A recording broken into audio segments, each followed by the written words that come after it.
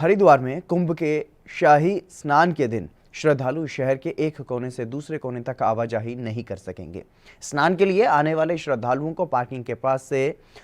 वहां पर घाटों पर गंगा स्नान करवाया जाएगा और इसके लिए बैरागी द्वीप के सामने 2 किलोमीटर लंबा अस्थायी घाट बनाने की तैयारी भी अब शुरू कर दी गई है। आगामी 12 और 14 अप्रैल को होने वाले शाही स्नान के मद्देनजर 5 दिन के लिए यह व्यवस्था की जा रही है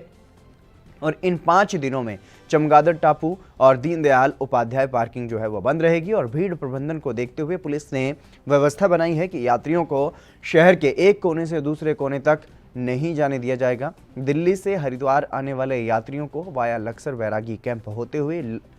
दक्षद्वीप के पास बनी पार्किंग में वहां पर ले जाया जाएगा और इनको यहीं से स्नान करके वापस भेज दिया जाएगा। चिड़ियापुर की ओर से आने वाले श्रद्धालुओं को गौरी शंकर पार्किंग में आगे नहीं जाने दिया जाएगा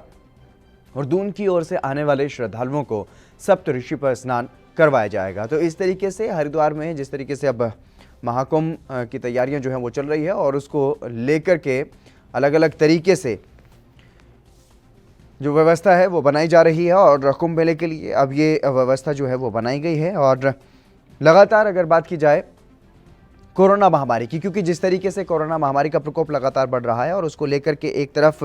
ये कहा गया था सीएम तीरथ सिंह रावत की तरफ से कि कोरोना की रिपोर्ट जो है वो लेकर के आनी कुंभ में ज़रूरी नहीं है, लेकिन अब उसके बारे में भी कोर्ट की तरफ से ये फैसला जो है सरकार का पलट दिया गया है और अब कोरोना की रिपोर्ट भी अनिवार्य कर दी गई है। इसके साथ ही ये भी कहा गया है कि अगर कोरोना की रिपोर्ट नहीं है तो वैक्सीनेशन की रिपोर्ट, अगर वैक्सीन नहीं लगवाई है किसी भी श्रद्धालु ने तो उसके पास कोरोना की नेगेटिव रिपोर्ट जो है वो होना ज़रूरी है। लेकिन अब इसके लिए हरिद्वार में जो आयोजित होना है कुंभ मेला, जिसके लिए तैयारियां लगातार चल रही है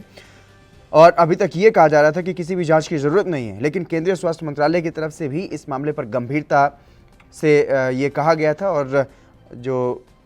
संदेश है वो राज्य सरकार तक पहुंचाया गया था कि सख्ती बरतने की ज़रूरत है, जिसको लेकर के अब नई गाइडलाइन जो है वो जारी की जाएंगी और इसके मुताबिक 72 घंटे पहले तक की कोविड-19 नेगेटिव रिपोर्ट आप ले सकते हैं।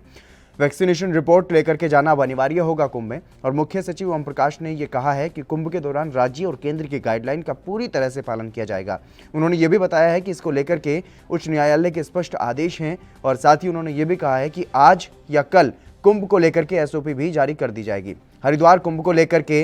केंद्र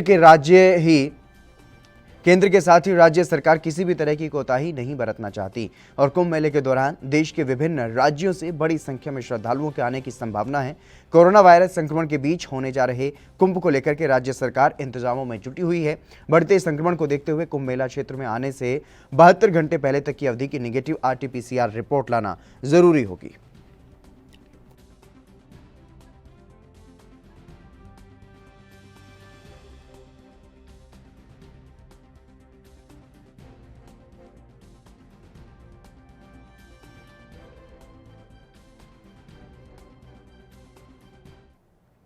देश दुनिया की खबरों के लिए ANB न्यूज को सब्सक्राइब करें और बेल आइकन दबाएं।